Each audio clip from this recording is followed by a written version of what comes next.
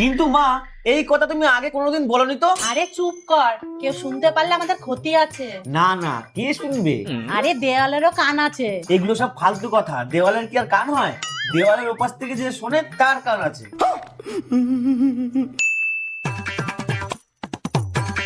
এ দিদি, কি হয়েছে? এত দৌড়াতে দৌড়াতে আসলি কেন? একটা ভালো খবর আছে। হে ভগবান, শাশুড়ি তো কিছুক্ষণ আগেই ভাত খেয়ে উপরে গেল।